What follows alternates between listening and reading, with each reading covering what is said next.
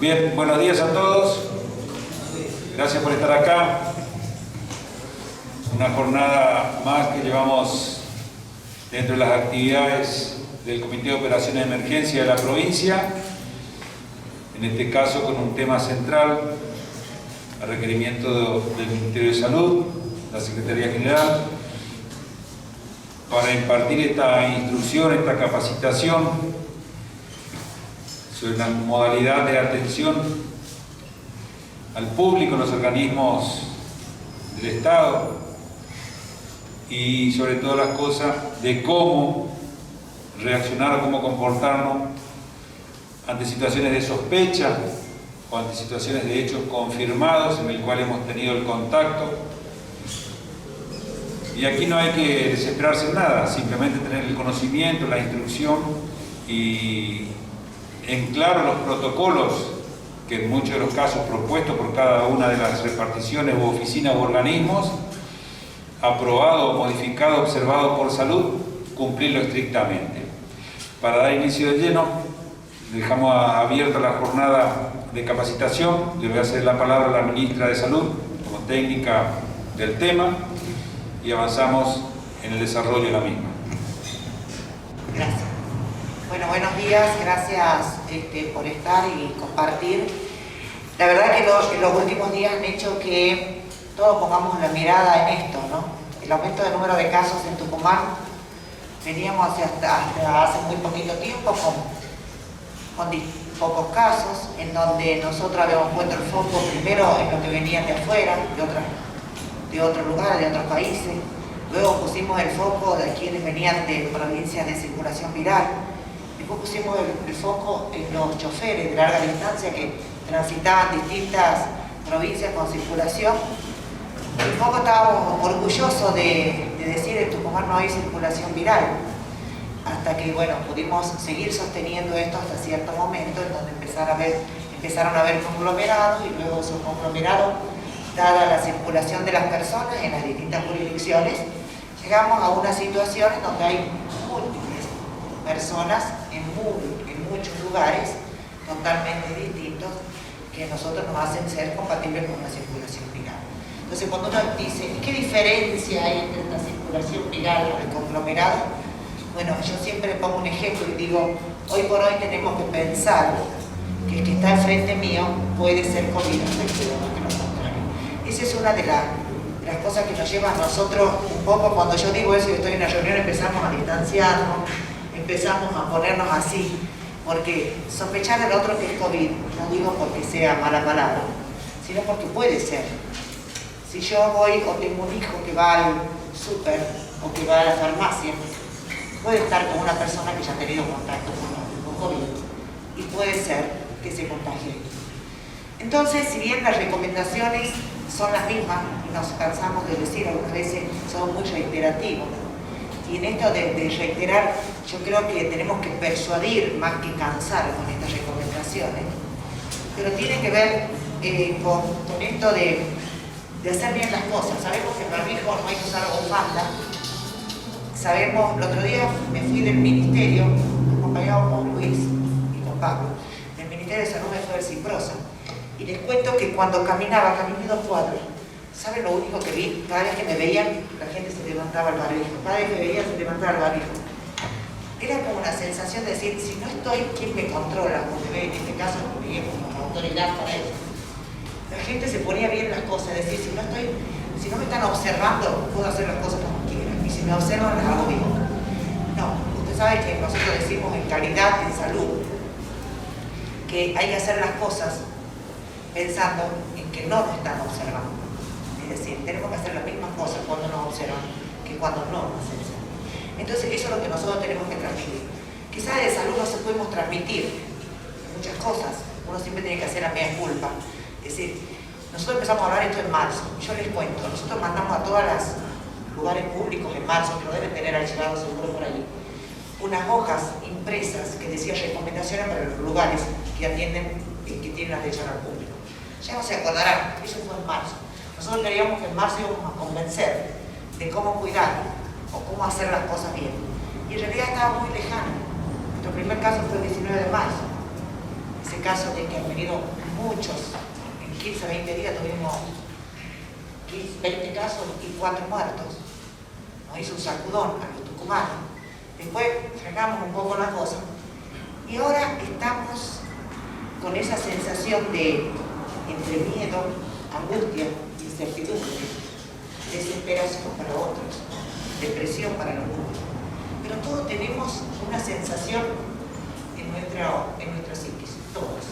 Otros tienen dolor de garganta, a todo el mundo le empezó a doler la garganta. O la sensación de que tengo fiebre, que tomo la temperatura.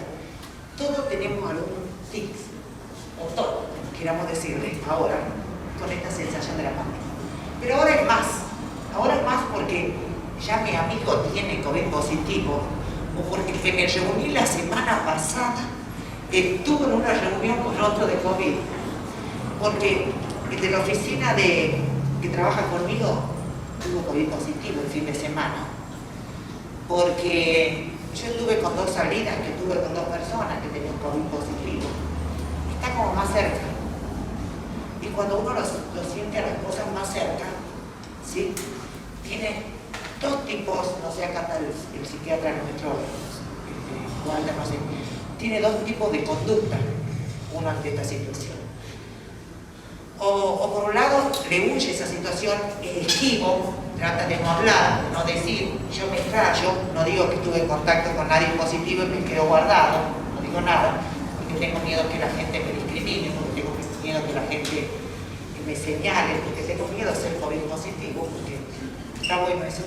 O al contrario, ya me siento con síntomas, ya busco al médico, ya quiero un hisopado para todo lo que esté en mi casa, para todo lo que he estado emplazado el fin de semana, para todo. Es decir, esas son reacciones que tenemos que son comunes.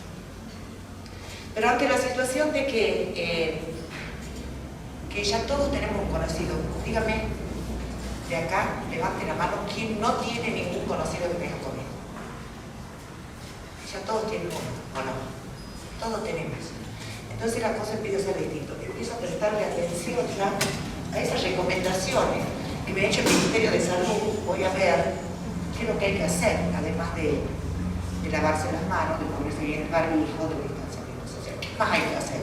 Cuando tengo a alguien en la oficina que está ahí, y bueno, entonces para esas recomendaciones es que nosotros queremos hacer y transmitir lo que se debe hacer, lo más sencillo, lo más simple, sin ir a la estigmatización de esta persona, sin ir al extremo de querer cerrar toda una fábrica, todo un ingenio que ha llevado meses y meses poner en funcionar. Hoy lo quiero cerrar porque hay un caso positivo.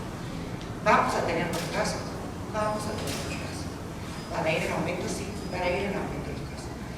Esto es una sociedad en donde hay un sistema de salud, todas las instituciones estamos trabajando juntos y la ciudadanía.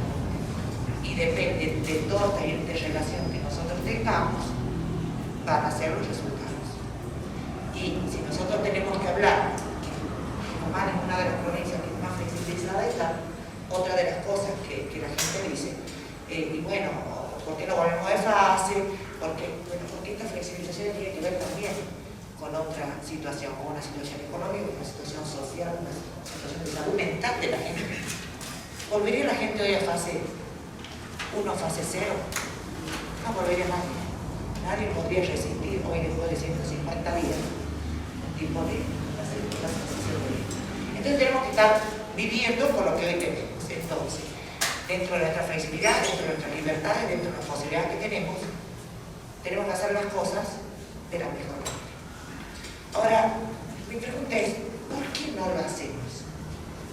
¿Por qué transgredimos siempre esa parte? Cuando nos dan a nosotros libertades y cuando nos dan obligaciones, y en esa parte fallamos. Entonces tenemos que ver, hago mea culpa también, digo, ¿cuáles son? ¿Por qué no hacemos lo que nos dicen que tenemos que hacer?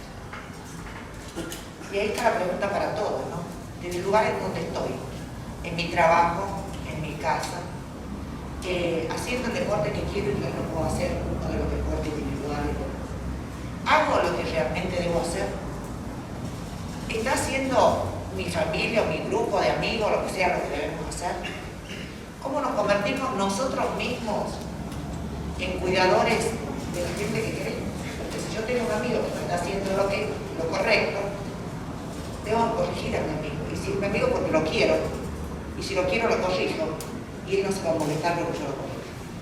Bueno, en eso es lo que tenemos que hoy tratar de persuadir entre todos, de hacer lo mejor. Cuando nosotros hoy tenemos un caso, casualmente hoy tuvimos una reunión como todos los martes, en donde vamos cambiando de foco a donde tenemos que ir estratégicamente a buscar un caso positivo, donde cambiamos de estrategia de cuáles van a ser las condiciones de alta de acuerdo a las normativas nacionales e internacionales. Cambiamos de estrategia quién se tiene que internar y quién no. Y ustedes nos dirán, y bueno, salud siempre nos dice una cosa y después otra. No, esto es muy dinámico, es muy cambiante y nos vamos adecuando a la realidad geográfica, le diría yo, de cada lugar. Tucumán ha tenido muchos casos, en los últimos tiempos hemos duplicado en 11 días, 9 días, 8 días. Antes teníamos 6% de todas las muertes de los testeos, hoy tenemos 10-15% de todos los testeos. Aumento de casos. Bien. Esos aumentos de casos están estudiados y va a llegar un momento que no vamos a poder estudiar muchos más casos de contactos estrechos de los 1000. Esos 1000, cada uno de los 1000 tiene 50 contactos estrechos. Cada uno de esos 50 personas tiene 50 contactos estrechos más y así decía. Entonces hay estrategias que se pueden hacer y que se pueden implementar a partir de un contagio que ha tenido 50 y así sucesivamente, que son mucho más efectivas, menos costosas. Porque también hay que decir que los recursos son finitos. Los recursos son finitos. Si bien acá hemos tenido una estrategia de compra de febrero de este año, hoy, si uno quiere comprar, uno de los tips que hay para PCR, la entrega es febrero del 2020. Estoy hablando si no quiere exponer lo que no ha comprado. Y así, muchas cosas. Una PCR no es hacerse el hisopado nada más. La PCR tiene un proceso de 12 horas. De 12 horas donde hay que sacar el ADN, el ARN del virus, reproducirlo, y eso lleva minutos y horas, depende de qué carga viral tenga. Cuanto menos carga viral tenga, tengo que reproducir más, cuanto más carga viral son menos ciclos. Después llevar una curva reciente, es decir, la PCR tiene todo procesos, y no tan solo un proceso técnico, sino también de insumos, todo es importante. Las placas para PCR, nosotros compramos más de 70.000, no se encuentran en todo Sudamérica, no la en todo Sudamérica, las placas para PCR. Entonces habrá que buscar otras estrategias que no sean la PCR que hizo por llamar. Y nos vamos a ir amoldando a lo que tenemos, a nuestra situación epidemiológica y a lo que vendrá. ¿Sí? La nueva normalidad. Y en eso estamos trabajando. Yo les quiero decir que el Ministerio de Salud, todas las estrategias que estamos poniendo y haciendo son estrategias que tienen que ver con mitigar el daño que puede producir la pandemia. Lo primero, mitigar el daño. Es decir, evitar que se muera menos cantidad de gente. Lo segundo más importante es poder transitar de mejor manera, en el sentido de que el sistema de salud pueda dar respuesta a la gente que lo necesite en el momento que lo necesite.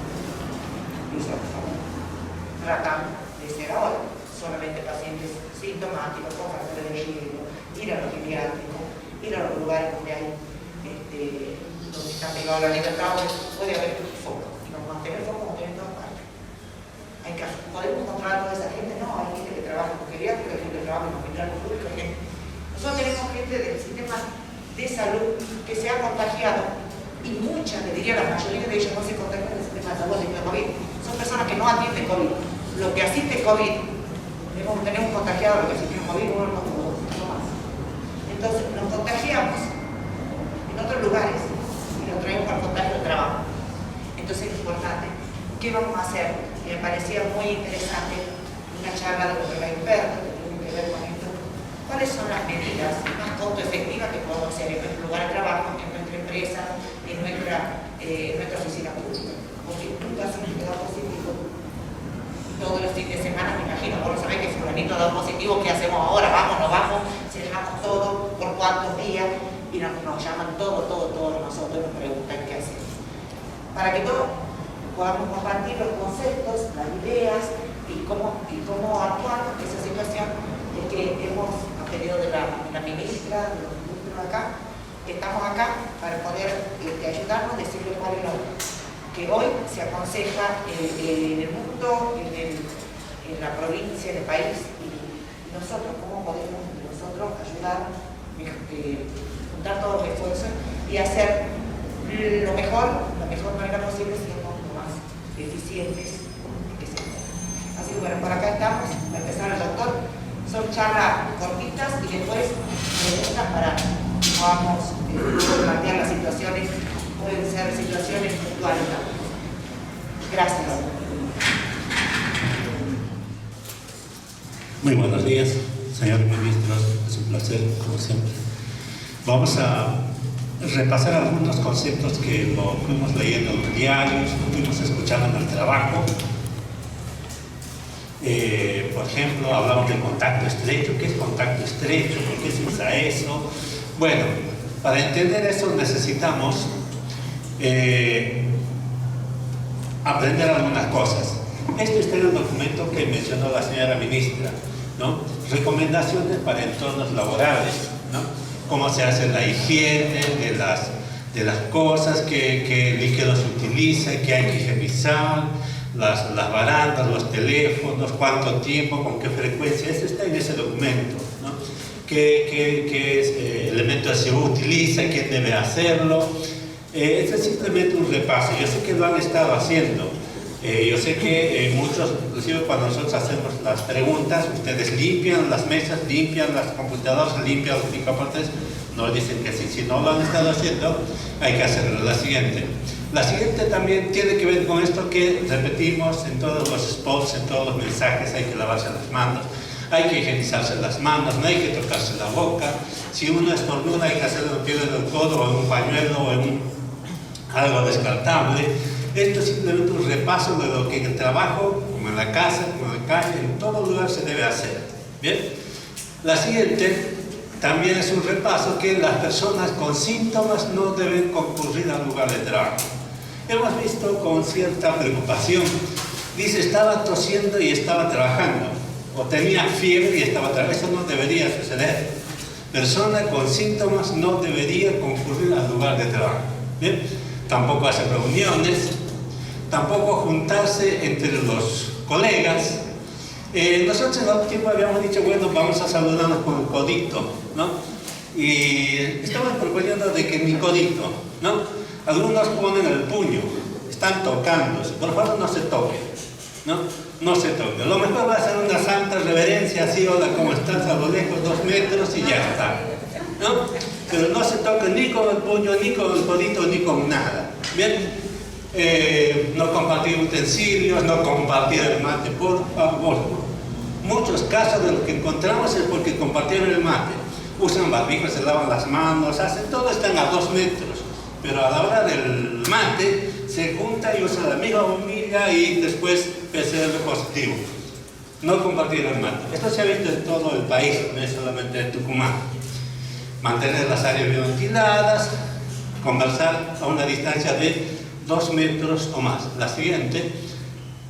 Bien, este es un concepto que se llama cortes o grupos fijos o turnos rotativos, donde proponemos a las empresas, proponemos a las reparticiones públicas para que en cierto sector siempre trabajen las mismas personas en el mismo horario, en el mismo día, en el mismo periodo y, si es posible, con el mismo baño. No siempre es posible, pero siempre ese grupito se muevan juntos y no se mezclen con los otros. ¿Por qué? Porque si uno de ellos da positivo, nosotros aislamos a este grupo y no al resto de los compañeros. ¿Está bien? Entonces, este de trabajo por corte se utiliza mucho, por ejemplo, en los hospitales, ¿no? A fin de que si alguien sale positivo, ese grupo queda aislado y no deja de funcionar el hospital. También trabajar por cortes. Acá puse, por ejemplo, esta semana trabajaría este grupo, la semana que viene el otro grupo. Y el grupo que no trabaja, ¿qué hace? Bueno, teletrabajo. Otro tipo de tareas que pueden hacer desde la casa. La siguiente. Bien. En las oficinas con atención al público. Esto lo podemos hacer todos, no hace falta que haya un jefe de personal o encargado de saneamiento, lo que sea, pero todos pueden exigir el uso de barbijo o tapabocas a todos los concurrentes. Pero no solamente que exigirlo, sino que esté bien colocado, ¿no? Asegurar el distanciamiento interpersonal de al menos 2 metros y asegurar la higiene. Estas 3 cosas son básicas y fáciles de hacer y son gratuitas, ¿cómo podemos decir? Altamente eficientes y no es difícil, ¿no? O sea, si fuese difícil, bueno, pero no es difícil. La siguiente, el distanciamiento social es la mejor medida que podemos tomar para disminuir la circulación del coronavirus. O sea, esto no, esto sí. Ahora, esto no solamente en la calle, sino también dentro de la oficina. Si uno antes tenía el escritorio pegadito, separemos ese escritorio, ¿no? O pongamos el escritorio de por medio de una persona, sobre todo si el lugar está mal ventilado o tiene poca ventilación. La siguiente. Bien, entonces nuestros conceptos van a ser básicos: distanciamiento social, higiene de las manos y higiene del tos o de los estornudos. Para unos estamos tapaboca, para otros nos lavamos las manos y para otros hacemos distanciamiento social. Estos conceptos son claves para que después podamos entender lo que es contacto estrecho. La siguiente. Bien, ¿cómo se produce el contagio cuando uno se produce en la cara? El doctor Medina Ruiz lo sabía expresarlo muy gráficamente, ¿no? El virus entra por la cara. Bien, ¿cómo entra? Por medio de una tos o por medio de una mano contaminada. Me toco los ojos, me toco la nariz, me toco la boca. Entonces el contagio entra por acá. Por eso se utilizan los barbijos, las máscaras y otras cosas que existen entre el uso sanitario. Entonces, para las manos contaminadas, nos lavamos las manos. Para evitar los aerosoles o la tos, usamos el barbijo. La siguiente. Y la otra forma es de ensuciarse las manos o contaminarse las manos para tocarse luego la cara, ¿no? Ya sea compartiendo picaportes, celulares, en la casa los controles remotos, las llaves de luz y muchos otros utensilios que entre todos tocamos y puede estar contaminada. La siguiente. Bien, ¿a qué llamamos contacto estrecho? Porque cuando aparece un caso en una oficina decimos, bueno, vamos a aislar al caso, al enfermo y al contacto estrecho.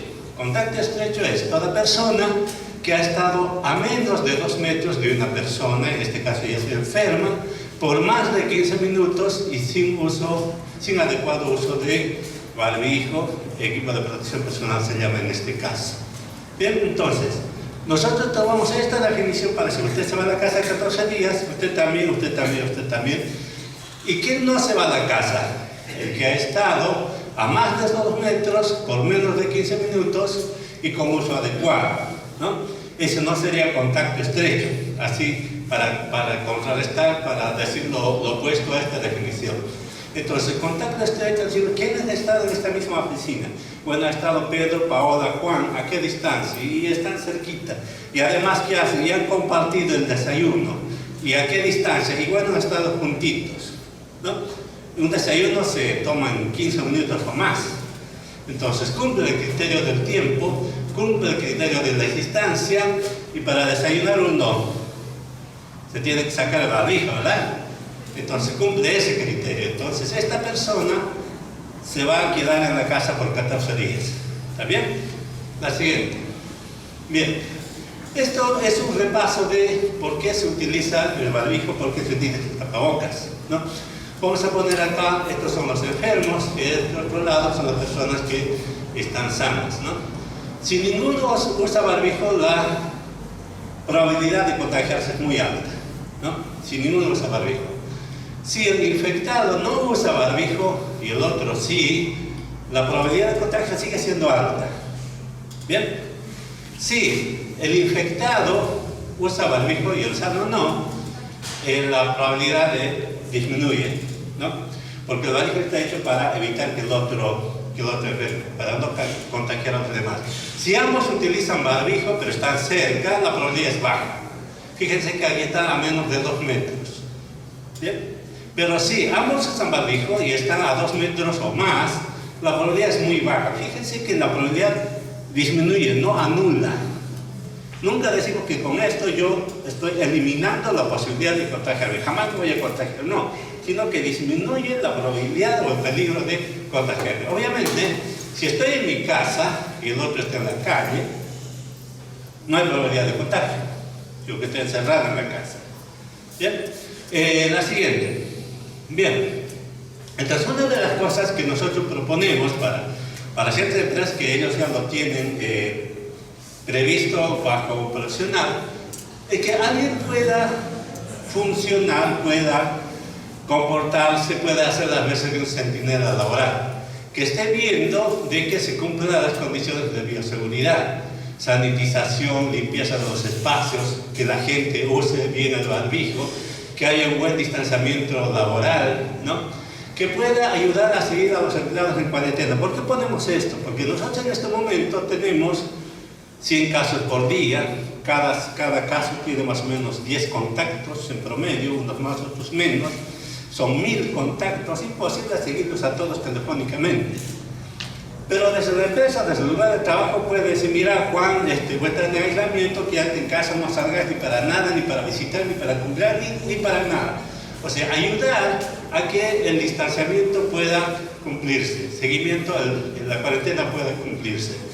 Facilitar la apertura segura de las oficinas, eso ya lo vamos a ver, luego de la sanitización, y definir con salud la identificación de los contactos estrechos, con ese criterio que mencionamos antes. Entonces, dice esta persona, centinela laboral: yo he visto que Pedro estaba desayunando con Juan, pero Pedro no me contó eso, y debe haberse olvidado, pero yo lo vi, ¿no? Yo lo vi. Entonces, lo protegemos a los dos, protegemos a Juan, ¿no? Definir con la identificación de contacto estrecho, porque uno se olvida, no recuerda siempre con quién estaba en contacto estrecho. Bien, la siguiente, ya estamos terminando. Ahora, ¿qué hacer cuando se notifica un caso confirmado de COVID? Pues no he hecho todas las medidas, y a pesar de todas las medidas, me entero esta mañana de que tengo un caso en mi oficina, hay un caso en mi repartición, hay un caso en mi edificio, ¿no? ¿Qué hago?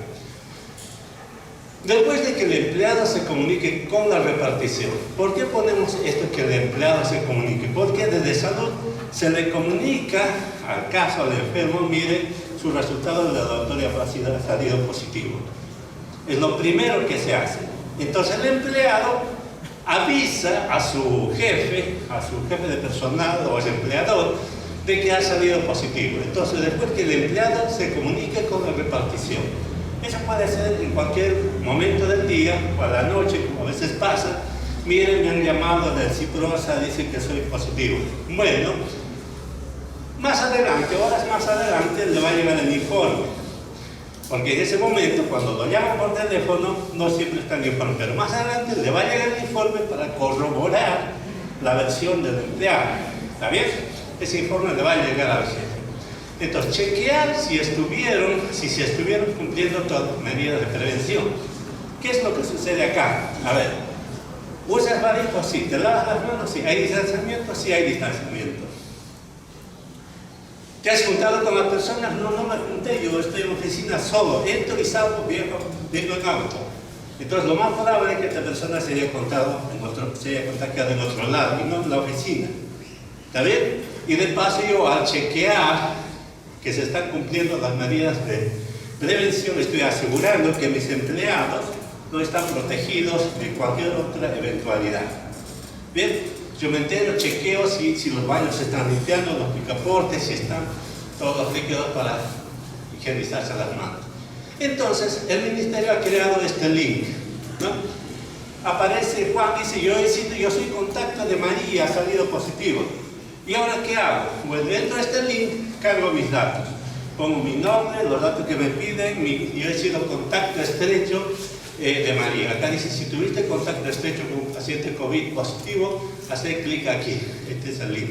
Bien, pone sus datos, el sistema levanta levante esos datos, así nosotros vamos haciendo la vinculación del caso y sus contactos estrechos para después verificarlo.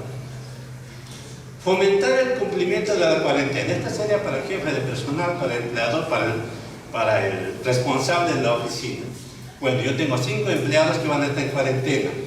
¿Cómo puedo ayudar para que efectivamente hagan la cuarentena? Puedo llamarlos, puedo encargar a un vecino, a un compañero para que esto se cumpla, ¿no? Porque es muy importante. En este momento es muy importante que encerremos a todos los virus posibles que encontremos. Porque un enfermo es un virus andante, ¿no? Es un virus andante. Entonces, cuanto más gente encerremos, más chata va a ser nuestra curva. Cuanto más chata, más capacidad del sistema de salud para atender a todos los enfermos. Es muy importante esto de la cuarentena de los contactos estrechos. Obviamente del enfermo, pero de los contactos estrechos es muy importante. Bien. Luego viene solicitar la sanitización de la oficina implicada. Este término sanitización es relativamente nuevo. La ingeniera Milagro nos va a comentar sobre eso con más detalle. Eso es lo que podríamos decir en términos más coloquiales, la fumigación, la desinfección, una cosa así. Por las dudas, en los escritorios, en un lugar que por más que yo lo limpie haya quedado un vestigio de virus, entonces sanitizarlo, limpiarlo y reorganizar el funcionamiento de la oficina. Por eso yo decía al principio en una diapositiva si podemos tener cohortes. O sea, estos empleados ya no trabajan porque están haciendo cuarentena, como la oficina, yo necesito que funcione por una cuestión de la economía o atención al público que no se puede suspender, coloco otra cohorte de empleados. Y básicamente esto es lo que uno tiene que hacer. Uno puede hacer otras cosas más. Puede preguntar, qué sé yo, si no hubo otros casos por allí, si no hubo algunos otros contactos familiares, pero eso no vamos a hacerlo nosotros. Los contactos de la oficina, de la empresa, del lugar, es bueno que el empleador o el mismo enfermo nos lo pase, lo facilita mucho. ¿Y con quiénes trabajas? Yo trabajo con Pedro María. ¿Me puedes pasar el nombre, el teléfono, el DNI, el domicilio de María? Son 4 datos que pedimos y con eso nosotros ya avanzamos en el bloqueo del foco. Así es. Bueno.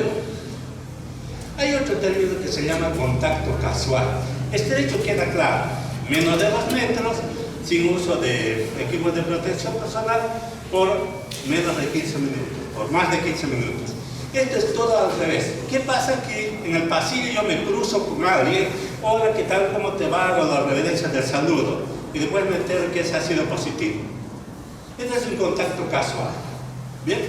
Es un contacto que me lo crucé, lo vi, lo saludé, capaz que vi enfrente, pues tengo otra oficina, pero no comparto ni el mate, ni el desayuno, ni nada con ellos, pero me cruzo en los horarios de trabajo, o me deja documentos, viene y dice, mira, te dejo este expediente.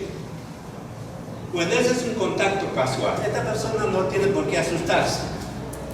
Bien, tampoco vamos a cerrar la oficina porque hay muchos contactos casuales. ¿Está bien? La siguiente. Ya estamos finalizando. Simplemente esto es para definir una cuestión de tiempo. Nosotros tenemos acá un enfermo, ¿no? Con COVID positivo. Entonces buscamos contactos estrechos. ¿Y con qué retraso nosotros buscamos al contacto estrecho? 2 días antes. O sea, 2 días antes, ¿estuviste con este señor? Sí, sí estuvo a menos de 2 metros, sí, entonces este es contacto estrecho. Pero si estuvo a más de 2 metros, no es contacto. ¿Bien? Y si durante sus días de enfermedad también estuvo a menos de 2 metros, también contacto estrecho. Entonces buscamos, cuando una persona está enferma, cuando tiene síntomas, 2 días antes de haber presentado síntomas, buscamos los contactos estrechos. ¿Está bien? Simplemente eso ya es una cuestión técnica que nosotros lo vamos manejando y vamos definiendo, bueno, usted es contacto estrecho, usted no es contacto estrecho, usted puede seguir trabajando, usted tiene que hacer la cuarentena y así vamos trabajando con las oficinas y con otras reparticiones.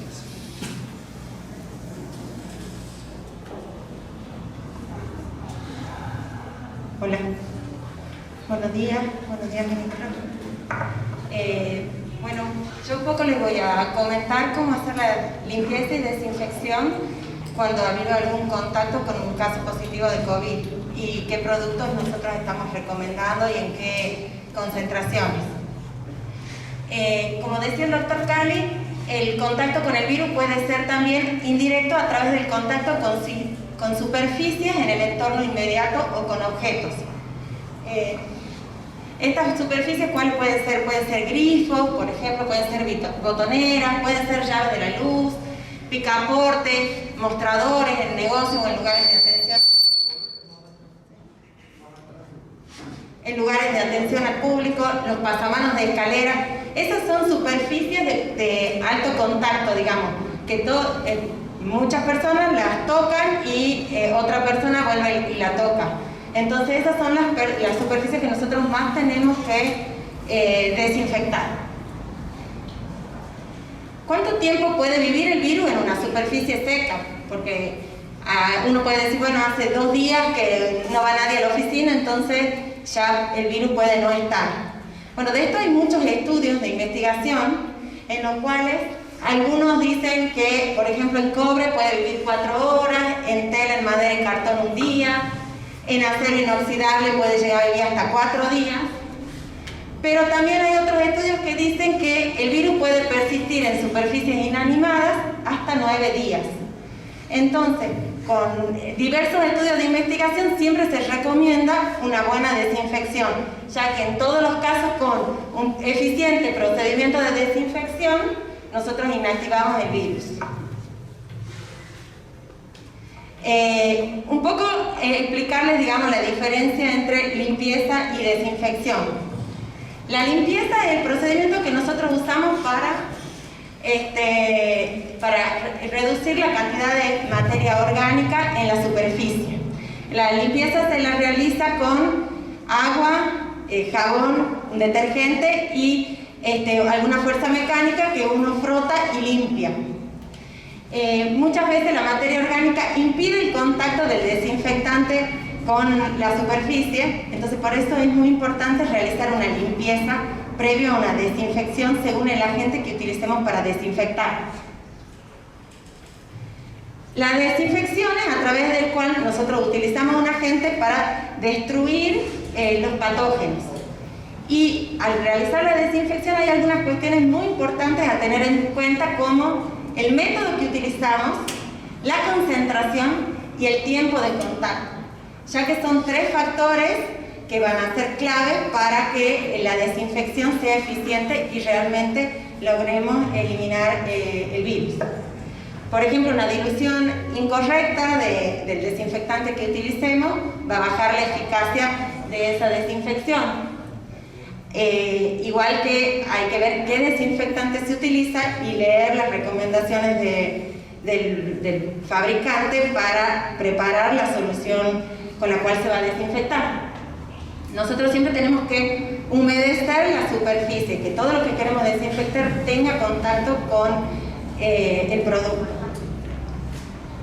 Esto nosotros queríamos dejar, ¿qué es un producto domisanitario? Los productos domisanitarios son los productos que nosotros utilizamos para la limpieza y la desinfección. Todos los productos que utilicemos tienen que estar aprobados por el ANMAT.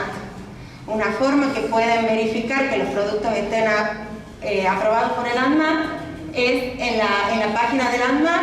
Pueden entrar y ponen lista de desinfectantes para superficie y ahí están todos los productos. Está la marca comercial, el principio activo y hasta cuándo está autorizada la venta de ese producto. Ahora hay muchos productos que están circulando que no están aprobados por el ANMAT y es algo importante a tener en cuenta.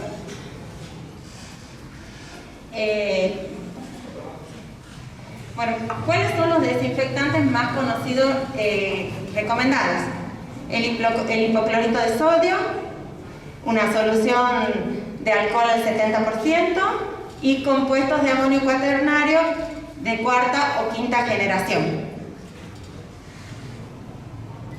Según la concentración del agente que nosotros usemos para desinfectar, es el tiempo de contacto que tiene que estar con la superficie para producir la eliminación del virus. Por ejemplo, acá tenemos distintos tipos de agentes biocidas en distintas concentraciones, y el mismo agente en distintas concentraciones puede estar en 10 segundos en contacto o puede necesitar 10 minutos en otra concentración.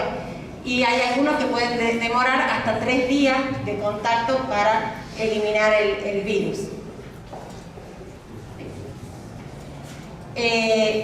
Cuando uno va a usar como desinfectante el hipoclorito, hay algunas cuestiones que hay que tener en cuenta. Como por ejemplo que no se lo debe preparar con agua caliente, que la solución preparada no dura más de 24 horas, que tenemos que utilizar frascos opacos porque el hipoclorito es fotosensible también, que es corrosivo, o sea, hay que ver a dónde lo vamos a aplicar, además que puede manchar. Entonces, y que el hipoclorito siempre requiere una limpieza previa porque se inactiva con materia orgánica. O sea, yo no voy a desinfectar con una solución con hipoclorito si previamente no he realizado una limpieza, porque no va a ser eficaz esa desinfección. Y otra cuestión muy importante a tener en cuenta si vamos a usar hipoclorito es ver qué tipo de hipoclorito uno está utilizando, ya que según la concentración de cloro va a tener que hacer la dilución. Lo que se está recomendando son 1000 partes por millón de cloro para que la solución sea efectiva para el COVID. Claro, bueno, por eso acá hemos puesto algunas tablitas según si lo tenemos a los datos de la concentración en porcentaje o en gramos de cloro por litro. ¿Cuánto tenemos que poner para cada día de agua? Para que ustedes puedan preparar la solución con hipoclorito. Si es una solución alcohólica, la solución alcohólica se la recomienda para superficie, un escritorio, para pequeñas superficies, porque el problema que tenemos con el alcohol es que es altamente inflamable, entonces hay que tener ciertos cuidados, digamos. Si lo van a usar en el hogar, lejos de la cocina, siempre el alcohol. Entonces, y almacenado en un ambiente fresco, ahora van a empezar a subir las temperaturas, entonces hay que tener con el desinfectante, con la solución alcohólica, hay que tener ciertos recaudos. Y lo que nosotros estamos utilizando son compuestos en base a amonio cuaternario. Los amonios cuaternarios vienen de primera, segunda, tercera y ya hay hasta séptima generación. Los amonios cuaternarios de primeras generaciones requieren limpieza previa. Entonces, para que la desinfección sea eficaz, yo tengo que primero realizar una limpieza. En cambio, a partir de la tercera generación de amonio cuaternario, yo con la aplicación del amonio tengo una limpieza y una desinfección en simultáneo. Eso es lo que nosotros estamos realizando cuando vamos a algunos establecimientos a realizar las desinfecciones luego de un caso positivo de COVID, porque para evitar una limpieza previa directamente se desinfecta con amonio cuaternario de quinta generación que no requiere limpieza previa. La ventaja de este producto es que no deja manchas, que no es corrosivo y, como les decía, limpia y desinfecta en un solo paso. Las dosis de amonio cuaternario, esas están según la concentración en la cual viene, porque hay muchísimas marcas comerciales. Entonces, según la concentración del producto que compremos, es la dilución que uno va a tener que preparar. Por eso es muy importante siempre pedir la ficha técnica y también tener siempre cerca la hoja de seguridad del producto que estemos utilizando. Y también hay que decir que sale 2.600 pesos el litro. Exactamente, sí. No tiene que diluir. Sí. Acá he traído algunas muestras, digamos, hay distintas marcas de amonio cuaternario que nosotros utilizamos y cada uno siempre acompañado de su hoja técnica y su ficha técnica para ver la concentración y la hoja de seguridad para ver la exposición al producto, digamos, y el uso de los elementos de protección. Al momento de realizar la desinfección es muy importante que la persona que va a realizar, dado que está ante la presencia de un caso confirmado de COVID, use todos los elementos de protección nosotros recomendamos el uso de un mameluco, alguna bolsa o botitas descartables, la protección respiratoria, la semimáscara, la pantalla facial y los guantes. El procedimiento para la colocación y el retiro de estos elementos de protección también son muy importantes para evitar una contaminación cuando uno sobre todo se retira los elementos. En cada etapa, en cada retiro hay que hacer una desinfección, para eso usamos la solución alcohólica, nos vamos sacando un par de guantes, desinfectamos las manos, sacamos las botitas, desinfectamos. Y siempre se desinfecta la ropa. Es muy importante que la desinfección no se hace sobre la persona. Ahí esta foto la hemos puesto para mostrar que la persona no toma contacto con el desinfectante, porque los desinfectantes son irritantes, pueden producir distintos tipos de reacciones a las personas, entonces no se recomienda aplicar estos desinfectantes sobre las personas directamente. Bueno, acá hay algunos ejemplos de productos que son conocidos como desinfectantes separados quizás, y que muchas veces uno puede tener en la casa y realizar algunas mezclas que pueden ser tóxicas, como lo más conocido es la lavandina con el detergente, que muchas veces uno lo tiene. La lavandina con vinagre también tiene efectos tóxicos, amoníaco con lavandina, alcohol con lavandina, el agua oxigenada con vinagre y el bicarbonato con vinagre. Son algunas de las mezclas que hay que tratar de evitar, ya que generan algunos vapores que son tóxicos y pueden tener sus consecuencias en la salud. Bueno, ante un caso confirmado, lo que estamos realizando en este momento es la Dirección de Salud Ambiental realiza la desinfección en el ambiente donde ha circulado el paciente COVID. Para eso la Dirección de Epidemiología nos informa a nosotros para que nosotros vamos a hacer la desinfección. Hay organismos públicos, sobre todo, que son muy grandes, que son edificios completos, y en este sentido es importante destacar que nosotros vamos a trabajar en las áreas por donde ha circulado el paciente, porque hay edificios que son de 3 pisos, de 2 pisos o manzanas completas, y nos piden, la oficina del frente para preventivos, pero en esta instancia estamos con circulación y con muchos casos, tenemos que trabajar sobre los positivos. Así que un poco la idea era mostrarle todas las formas en las que ustedes lo pueden preparar para hacer acciones preventivas en las distintas reparticiones. Sí, yo quería aclarar un poquito eso también, porque la capacidad que tenemos de salud no puede llegar a las reparticiones públicas. Entonces nosotros estamos, quiero que sepan, haciendo la desinfección en todos los centros de aislamiento nuestros, en todos los hoteles que hay personas aisladas nuestras, en todos los hospitales. Es decir, para ese ámbito es que tenemos desarrollado la parte de salud ambiental del sistema provincial. Si bien lo hicimos en algunas oficinas, en algunos lugares públicos, vamos a tener que coordinar con personas que dedique, que la ministra de Gobierno ha designado también, el Ministerio del Interior también si quiere, para capacitarlos, para que lo puedan hacer, o también si tienen organismos de limpieza, ustedes en sus respectivas oficinas, a esa gente nosotros podemos capacitar para que le hagamos cuando sea necesario. En esos casos sí podemos hacer la capacitación continua, pero ahora lo que estábamos haciendo en realidad es solo para el sistema de salud. Lo estamos haciendo en alguna oficina puntual por los casos que se están dando, pero sí podemos y tenemos la capacidad de capacitar a toda la gente encargada de limpieza de ustedes, de cada una de las oficinas. Podemos capacitar y armar equipos con la ministra de Gobierno, que decía que tenía gente, armar equipos de sanitización que puedan ir y llamarlos cuando ustedes quieran. Bueno, ahora casualmente eso es lo que nosotros estamos formando equipos territoriales de desinfección en algunos municipios y comunas. Ya hemos empezado a dar algunas capacitaciones en Las Talitas, en la comuna de San Pablo, en San Miguel de Tucumán, y como decía la doctora, nosotros estamos haciendo todos los centros de aislamiento, todos los puestos fronterizos donde tenemos equipos de salud también que hacen test rápido o hacen hisopados. También estamos yendo a los puestos fronterizos, entonces ya tenemos una carga, digamos, las ambulancias, exacto, los móviles del CIPROSA y los CAPS donde van saliendo quizás algunos positivos y demás después de los hisopados.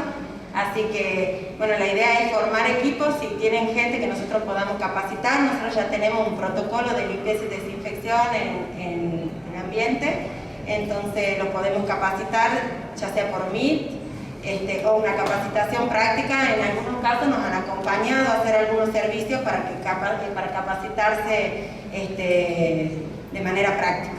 Así que, muchas gracias. Yo soy la doctora Silvia Foño, pertenezco al Sistema Provincial de Salud y estamos junto con la doctora Kuzmani, que está acá acompañándonos como referentes del programa de control de infecciones de la provincia. Y en este contexto de la pandemia hemos abordado un tema muy importante que es la bioseguridad, que lo hemos empezado a abordar desde el comienzo de toda esta historia, allá en el mes de marzo. Bueno, en esta presentación vamos a ver muchos conceptos que ya se han ido diciendo, pero les vamos a dar un ordenamiento porque, como ustedes han visto, una de las características que tiene esta pandemia es que todo se ha protocolizado. Y la idea es que nos protocolicemos para poder estandarizar procesos y así podamos trabajar en forma segura, porque cuando todos estos conceptos que han sido muy claros y dados hasta ahora, los ponemos en el marco de un protocolo, podemos justamente esta función de sistematizar. Estas medidas preventivas, no nos olvidemos que son las claves tanto para prevenir como para mitigar un riesgo de exposición. ¿Hacemos?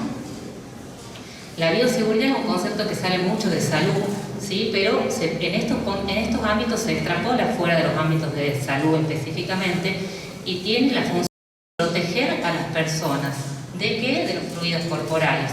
Y no nos olvidemos que son bidireccionales, o sea, nos protege a uno y protege al otro, ¿sí? Eso significa bioseguridad y es universal. La tenemos que aplicar para todo. Muchas de estas cosas tendrían que haber estado antes y tienen que quedar después de la pandemia esta.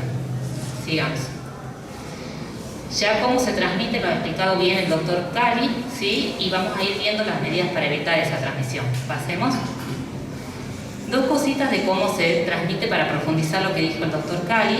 Lo más importante es esto de persona a persona, pero por dos vías.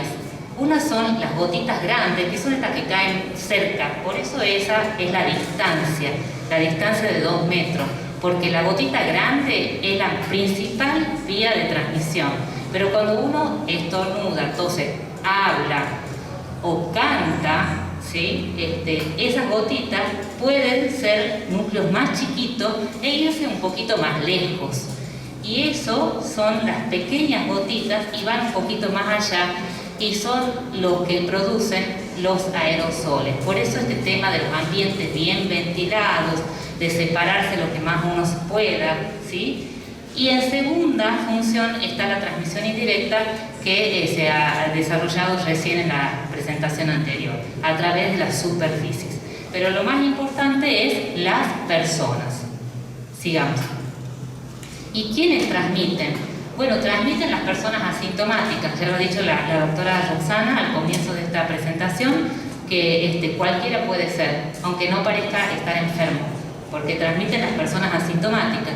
Transmiten las personas presintomáticas, que no dejan de ser asintomáticos.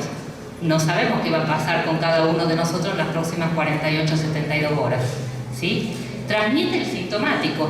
Lo bueno del sintomático es que es visible, ¿sí? Uno se da cuenta, la persona se da cuenta que está con síntomas y acá también interviene la responsabilidad individual. Y ya hace varios meses que se está hablando de los superdiseminadores, que son personas que por alguna razón, por el tipo de huésped, por la cantidad de carga viral que tienen, transmiten mucho. Y esas gotitas cercanas pueden convertirse en gotitas lejanas, como las que hemos visto recién, y en un ambiente cerrado una persona puede transmitir a muchas. Eso es lo que se llama superdiseminador. Sigamos. En el tema de la bioseguridad, nosotros, como ya dije al principio, estamos promoviendo el tema del reordenamiento y la protocolización. O sea, todos estos conceptos que estamos diciendo ahora y que ya lo saben, que se dicen en los medios y demás, tratar de ordenarlos, ordenar todos los procesos de atención al público y de permanencia de las personas dentro de los ambientes laborales y, por qué no, de los ambientes no laborales, ¿sí? Para eso hay que organizar los procesos, contar con los documentos escritos, disponer de los insumos necesarios para hacer poner en práctica lo que uno dice y realizar los famosos controles de adherencia, que es decir, control del cumplimiento de ese proceso. Sigamos. Entonces, cualquier protocolo es importante todo este circuito. Lo puedo tener escrito, las personas que están ahí tienen que conocerlo, tienen que estar capacitadas y entrenadas. Recordemos que no es lo mismo estar capacitado que entrenado, aprender a hacer algo, ¿sí? Y tener el control de la adherencia, porque el control de la adherencia es lo que va a permitir adquirir los hábitos. La doctora Roxana había preguntado por qué no cumplimos. Bueno, porque nos falta el hábito, ¿sí? Y el hábito se cumple generando estos controles de adherencia y además estando muy motivados con el tema. Sigamos. Todos estos puntos que tenemos acá, estos puntos 8, son los que debe incluir cualquier protocolo de bioseguridad de cualquier ámbito laboral. ¿Qué se hace con el distanciamiento social, con la higiene de manos, con la higiene respiratoria, el elemento de protección personal adecuado a las tareas o puestos de trabajo de ese lugar, la ventilación de los ambientes, la higiene y desinfección ambiental, la detección precoz de los casos y la capacitación y el entrenamiento del personal? O sea, todo esto que hemos hablado hasta ahora, ordenarlo de alguna manera. Sigamos. Esto ya ha mencionado el tema del doctor Cari, contacto estrecho, recordar los dos parámetros, distancia y tiempo, que él ha explicado muy bien. Pasemos. ¿Cómo logramos algunos ejemplos para lograr ese distanciamiento social? Esto de evitar los saludos, ya lo mencionó, cohortes en grupo de trabajo y también cohortizar tareas, porque muchas veces no solamente tenemos que cohortizar o agrupar las personas, sino las tareas que se hacen. Nosotros vemos en algunas ocasiones que hay personas que cumplen múltiples funciones y cuando se cumplen múltiples funciones es ahí donde se puede producir un desordenamiento. Sigamos. En el tema del descanso es fundamental no bajar la guardia. Esto se está viendo todos los días, todo el tiempo se protocoliza algo, se cumple en el momento, por ejemplo, de atención del paciente, que es lo que nos toca a nosotros, o de atención al público, y en el momento del descanso se relaja todas las medidas y se ha perdido todas las buenas intenciones que se ha tenido antes. Sigamos. El tema de higiene de manos, dos cosas. Una es la acción individual, donde cada uno tiene que tener su kit de higiene de manos, aprender a hacerlo, pensar en cuáles son los momentos más apropiados. Pasemos. Y otra es la higiene de manos ya como política institucional de cualquier lugar de trabajo. ¿Qué quiero decir con esto? Es que tienen que haber los puntos de higiene de manos, donde el insumo esté ofrecido, donde esté la señalética apropiada, donde haya un entrenamiento y donde haya reposición de los insumos. Ustedes fíjense en cuántas veces nos pasa que vamos a un punto de higiene de manos y nos falta justamente el insumo para el lavado de manos.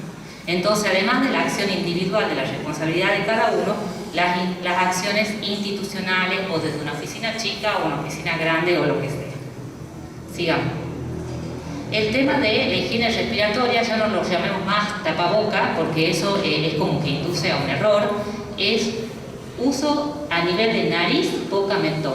Cubre nariz, boca, mentón. Y lo empecemos a llamar así para que erradiquemos esos tapabocas debajo de la nariz, porque tiene que cubrir nariz y boca. La etiqueta de la tos y contar con cada ambiente de trabajo alguna infografía que ayude a las buenas prácticas en el uso de nariz, de tapa, nariz, boca y mentón. Sigamos.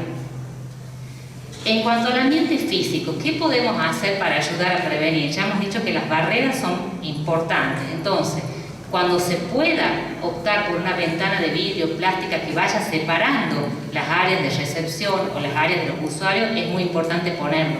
Paneles divisorios, diferenciar zonas, qué se hace en una área y qué se hace en la otra.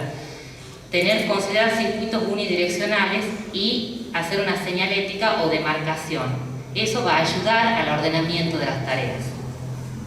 Sigamos. Con respecto a la ventilación, sabemos que la ventilación natural es a través de puertas y ventanas, pero hay algunas circunstancias que puede haber ventilaciones artificiales, incluso está incluida la climatización. Entonces, en algunas oportunidades va a haber que en ambientes cerrados pedir una consulta profesional para ver cómo está el sistema de circulación de aire de ese ambiente. Sigamos. Otras prácticas sencillas que podemos hacer cada uno en nuestro lugar de trabajo, además de señalizar, cuando haya público, que permanezca sentado, ¿sí?, sin deambular y que esté con el barbijo, ¿sí? Retirar todo lo que sea folletos, revistas, adornos, todo mobiliario innecesario hay que sacarlo, porque si no eso dificulta la limpieza y favorece la contaminación transversal o de persona a persona. Especial hincapié en los controles remotos. Tratemos de no dejar, ¿sí?, controles remotos para uso. Y si hay una oficina que comparten, es de buena práctica que entre uno y otro lo limpien con alcohol 70, ¿sí?, o ponerle una cobertura plástica si lo quieren preservar, y por encima de la cobertura plástica, siempre y cuando no esté deteriorado, se limpie con alcohol 70. En el baño hay que también prestar atención. Hay que sacar lo que sea toallas. Hay que usar papel descartable, ¿sí?, y tener jabón líquido o alcohol en gel, o ambos. Instrucciones: prohibir cepillarse los dientes en los baños. No se olviden que los baños suelen ser ambientes chicos, no ventilados en línea general, en los baños de uso común, ¿sí? Y considerar si es necesario algún extractor o una ventilación. Con respecto a la limpieza, no voy a aportar mucho más de lo que ha dicho la licenciada Micla Beata, pero sí tener el protocolo. Y cuando uno hace un protocolo hay que pensar, ¿para qué? Porque ¿para qué voy a hacer esto? Para disminuir la contaminación. ¿Quién lo va a hacer? Tales personas que tienen que estar entrenadas. ¿Qué va a hacer? Tener el listado, ¿sí?, de los elementos que va a limpiar de cada una de las superficies, tanto del equipamiento como del mobiliario, y el circuito de limpieza que va a hacer. Siempre hay que tratar que los circuitos vayan de zonas más limpias a las zonas más sucias, y no al revés. ¿Sí? ¿Con qué? Ya lo desarrollamos muy bien la licenciada. ¿Cómo? Con un protocolo de limpieza. Esto también tiene que estar protocolizado. Y cuando la frecuencia tiene que estar en función del uso del tránsito. Hay lugares que pueden limpiarse una vez al día, y hay otros lugares que tendrán que limpiarse 2, 3 o más veces al día. Sigamos. Esto ya lo pasemos directamente, pues ya lo han mencionado. Y para ir terminando, la detección precoz del paciente sintomático es el control de foco en cualquier ámbito. Para eso es muy importante tener un control de salud al ingreso, o sea, además de dar el mensaje al empleado, a las personas que no concurran sin estar sintomático, hacer esa pregunta o hacerse la pregunta al momento de ingresar. Y tener desarrollado el protocolo en cada lugar de trabajo, qué van a hacer cuando durante la jornada laboral se presente alguien sintomático, porque puede haber ingresado bien y durante la jornada laboral aparecer con alguna sintomatología, y no esperar a que termine y se vaya, sino que intervenir inmediatamente. Sigamos. Las cartelerías ayudan, ¿sí? Sabemos que al principio ayudan las cartelerías, después forman parte del paisaje, hay que renovarlas, cambiarles el diseño, ver que estén en condiciones, pero en este momento sí ayudan las cartelerías. Hacemos. Y considerar todas estas cosas. Causas que pueden aumentar, esto ya está estudiado, está publicado científicamente. ¿Cuáles son las causas que pueden aumentar el riesgo de adquirir COVID en diferentes ámbitos? ¿Sí? En ámbito de salud, fuera del ámbito de salud, cuando hay mayor concentración de casos, cuando hay mayores niveles de exposición a fluidos, o sea, en un lugar que se trabaje, por ejemplo, en un lugar que justamente hagan limpieza y desinfección, hay mayores riesgos, ¿sí? Cuando faltan las normas y los protocolos, cuando falta capacitación y entrenamiento, cuando están las normas, los protocolos, y lo que falta es la adherencia porque se los subestima, cuando faltan algunos insumos. Por eso es que yo les decía, en la política institucional de la higiene de manos, que velemos porque estén los insumos para que la gente lo haga, el pluriempleo. Entonces, ¿qué de todas estas cosas uno puede ir solucionando? Sigamos. Para tener buenos resultados es necesario contar con una cultura de procedimientos y sistemas, tener los protocolos escritos, motivar y controlar su cumplimiento. Entonces, ¿a qué sigue?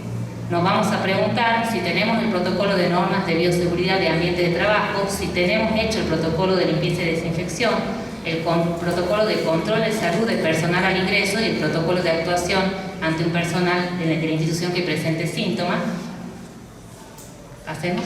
Y la última, si realizamos un checklist del cumplimiento de las medidas de bioseguridad en nuestros ámbitos de trabajo.